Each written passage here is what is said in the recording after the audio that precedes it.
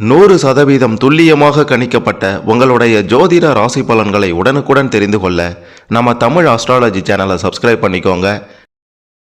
மிதுனம் ராசியில் பிறந்த உங்களுக்கு 21/4/2026 செவ்வாய்க்கிழமைக்குள்ளார உங்களுடைய கிரக நிலை, கிரக மாற்றம், சனி பகவான், குரு பகவானின் நிலை, ராகு கேது பகவான்களின் மாற்றத்தை பொறுத்து என்ன நடக்கப் போகின்றது, பெண்களால் நடக்கப் போகும் சம்பவம், வரப்போகும் பிரச்சனை, எதை செய்யணும் செய்யக்கூடாது அப்படின்றத பற்றி தெளிவாக பார்க்க போகிறோம். அதுக்கு முன்னாடி நீங்கள் எந்த மாதத்தில் பிறந்தீங்கன்னு கமெண்ட்லாம் சொல்லுங்கள். மறக்காமல் இந்த வீடியோவை லைக் பண்ணிக்கோங்க. பெரிய அதிர்ஷ்டம் காத்திருக்கு. முதல்ல கிரக நிலைகளை பற்றி பார்க்கலாம். உங்களுடைய ராசியில் குரு பகவான் அமர்ந்திருக்கின்றார்.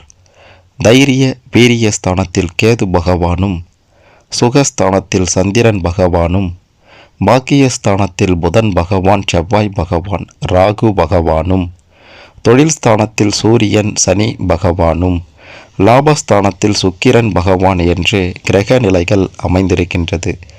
இதன் காரணமாக என்ன நடக்க போகுதுன்னு கேட்டிங்கன்னா, இதுவரைக்கும் காணாத யோகத்தையும் அதிர்ஷ்டத்தையும் நீங்கள் பார்க்க போகிறீங்க. உங்களுடைய வாழ்க்கையில் இது நாள் வரைக்கும் தடைபட்டு போயிருந்த காரியங்கள் எல்லாம் தடைகள் நீங்கி சிறப்பாக நடந்து முடிய போகின்றது.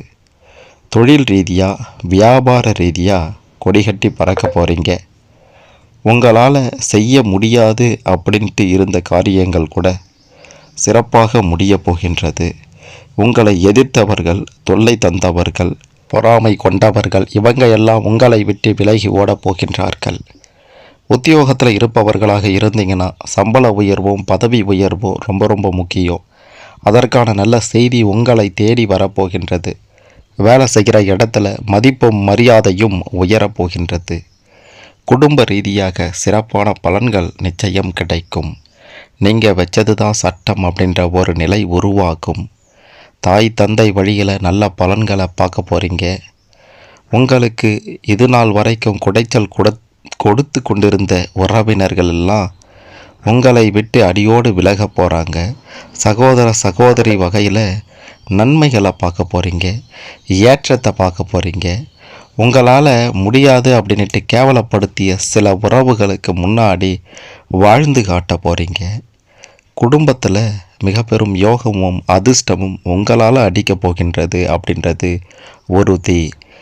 அதாவது பிள்ளை பாக்கியம் இல்லையே, புத்திர பாக்கியம் இல்லையே என்று ஏங்கிய குடும்ப உறவுகள் உங்களுக்கு நல்ல செய்தி வந்து கிடைக்கக்கூடிய காலகட்டமாகவும் இது இருக்கும். கடன் தொல்லைகளுக்கு முடிவு கட்ட போகிறீங்க. அரசாங்க ரீதியில் உதவி கிடைக்க போது உடல் ஆரோக்கியத்தில் பெருசாக பாதிப்புகள் இருக்காது. இப்படி பல வகைகளில் நன்மைகள் உண்டானாலும் பெண்கள் விஷயத்தில் ரொம்ப ரொம்ப கவனமாக இருக்கணும். குறிப்பாக பக்கத்து வீட்டு, அக்கத்து வீட்டு பெண்கள், எதிர் வீட்டு பெண்கள், முன்பின் தெரியாத பெண்கள், இவங்க கிட்ட பேசக்கூடிய பேச்சும் செய்யக்கூடிய செயலும் கவனமாக இல்லைன்னா நிச்சயமாக பிரச்சனைகளில் சிக்கிக்கொள்ள நேரிடும். கவனத்தோடு செயல்படுங்க.